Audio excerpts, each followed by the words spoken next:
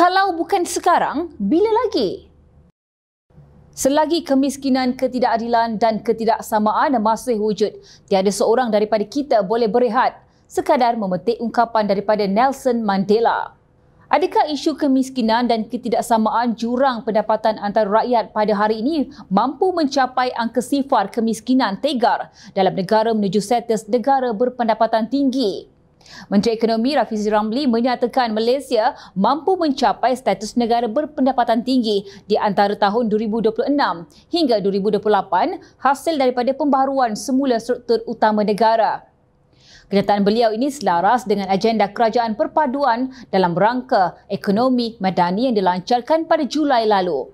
Ini bermakna kerajaan mempunyai ruang selama 3 tahun lagi untuk memperbaiki kelompangan dalam struktur ekonomi negara.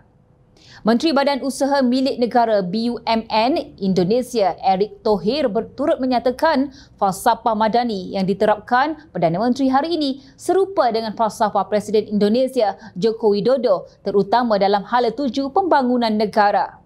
Ekonomi madani bersifat terangkum untuk menangani isu kemiskinan dan jurang pembangunan antara wilayah serta mewujudkan ekosistem yang kondusif dengan nilai tambah yang mampu mencipta peluang pekerjaan berkualiti.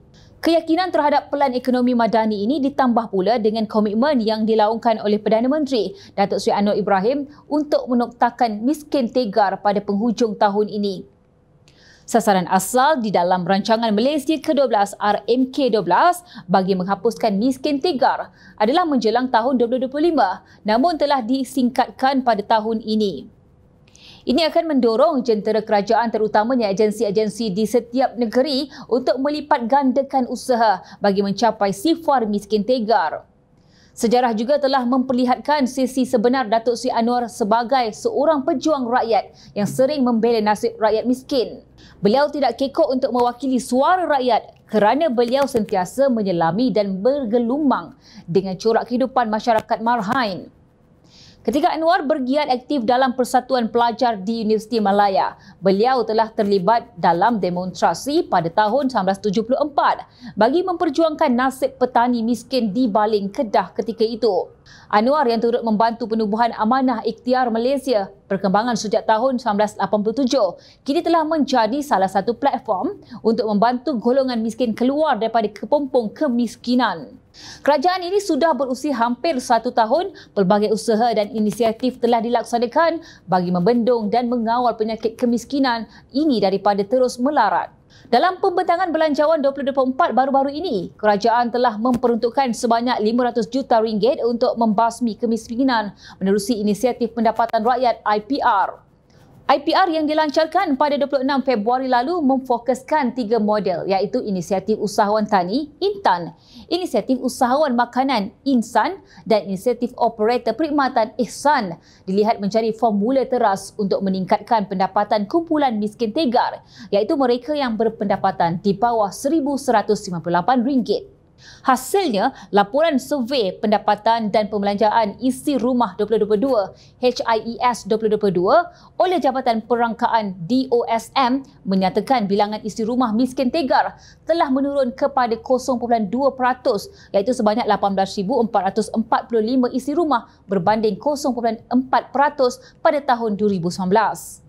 Data daripada DOSM ini merupakan data rasmi yang diguna pakai untuk mengukur jumlah miskin tegar berbanding pangkalan data IKC. Dalam masa yang sama, Kerajaan Perpaduan turut memperuntukkan sebanyak RM15 bilion dalam kajian separuh penggal RMK-12 untuk menggerakkan program dan projek yang mampu mencairkan pendapatan bagi golongan sasar. Pembangunan projek-projek kecil terutama di kawasan luar bandar ini mampu memberi kesan pengganda atau multiplier efek kepada kumpulan pekerja yang berpendapatan rendah sekaligus merapatkan jurang pendapatan yang semakin melebar. Menyentuh mengenai kemiskinan di luar bandar, Kementerian Kemajuan Desa dan Wilayah KKDW turut bertanggungjawab mengurangkan kadar kemiskinan. Peralihan subsidi pukal kepada subsidi bersasar yang ingin dilaksanakan oleh kerajaan juga menjadi faktor utama kepada kekuatan kewangan kerajaan untuk memberi bantuan tunai secara bulanan. Kerajaan Malaysia juga boleh mencontohi tindakan kerajaan China dalam menurunkan kadar kemiskinan tegar. Sesungguhnya, kemiskinan tegar mungkin sukar untuk dihapuskan sepenuhnya, namun ia boleh dikawal dan dibendung sebaiknya jika terdapat sinergi berterusan daripada semua pihak. Keazaman yang ditunjukkan oleh Perdana Menteri seharusnya menjadi ikutan oleh semua kementerian dan agensi-agensi berkaitan untuk merealisasikan harapan menoktakan miskin tegar pada tahun ini. Misi ini perlu dijayakan kerana jika bukan sekarang, bila lagi?